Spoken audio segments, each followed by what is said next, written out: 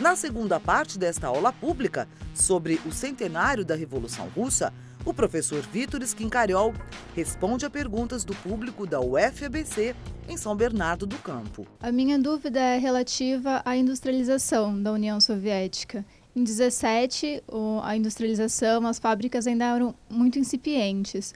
Como que nas décadas seguintes a União Soviética, no caso, conseguiu um desenvolvimento tal para conseguir sustentar a população e ter uma autonomia industrial que ela alcançou durante o século? Como foi possível a industrialização da União Soviética?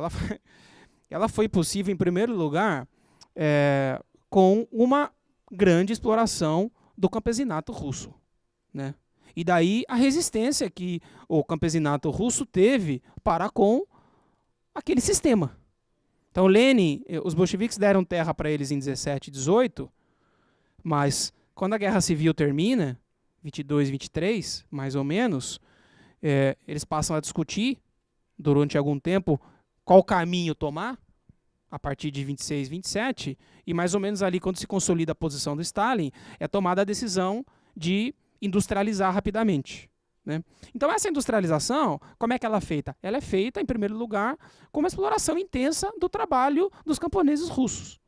Quer dizer, trabalhar, o Estado requisita imposto, traz para a cidade, na cidade ele alimenta os trabalhadores e, em parte, ele é exportado, né? Então, eles estão tentando fazer, desesperadamente, vários acordos comerciais com a Inglaterra, com a Alemanha, eventualmente até com os Estados Unidos, para poder exportar uma parte da produção agrícola.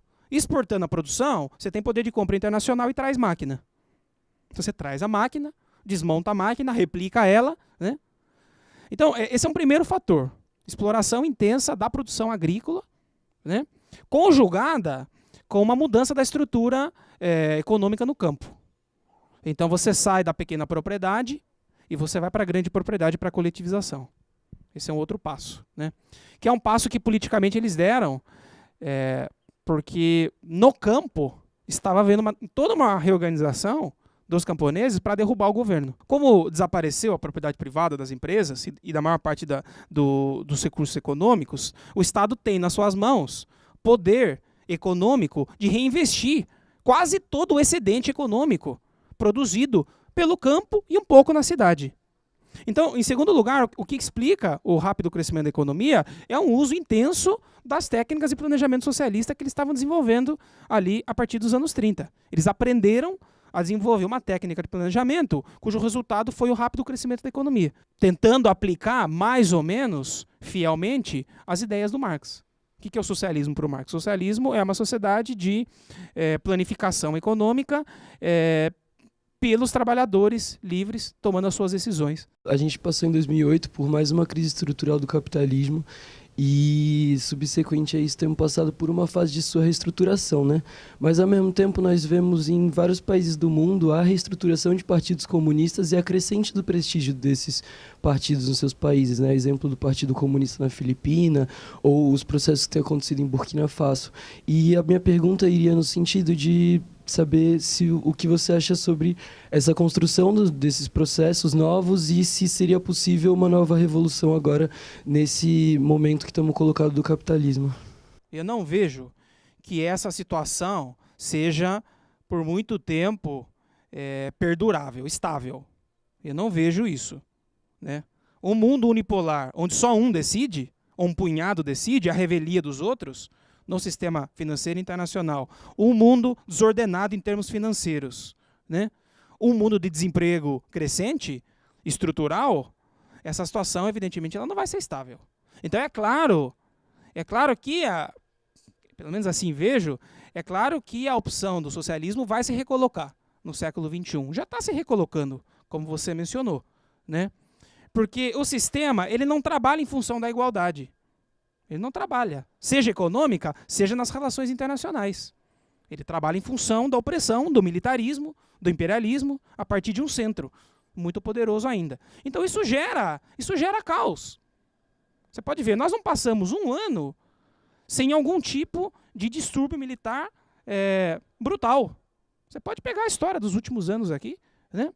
Essa situação do Oriente Médio, mesma situação na América Latina, você tem golpes sucessivos, a gente não consegue manter a democracia, né?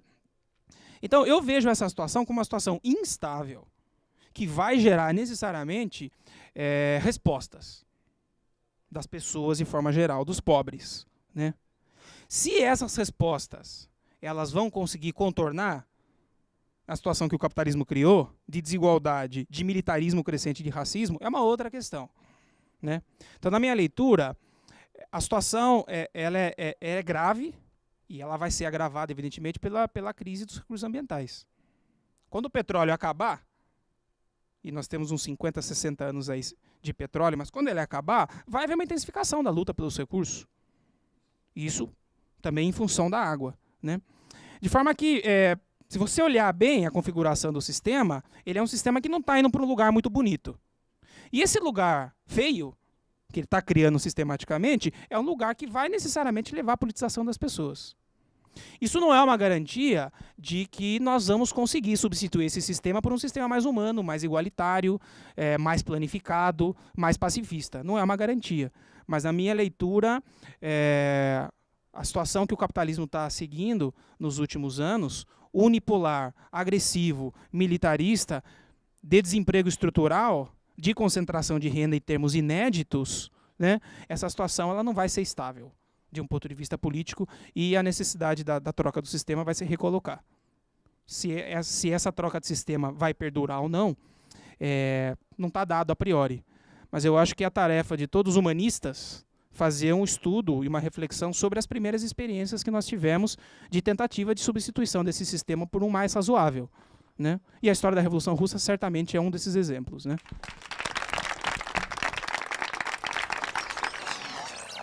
A aula sobre a Revolução Russa foi bastante relevante, é um tema histórico, mas a gente não pode perder a perspectiva atemporal que ele possui.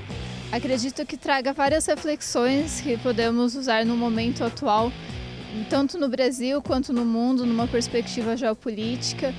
E mais debates como esses devem ser realizados, tanto em locais públicos dentro da universidade como fora, para incentivar que as pessoas continuem debatendo esses temas e possam avaliá-los sobre uma outra perspectiva. Então a aula foi muito instrutiva, foi bastante interessante poder participar.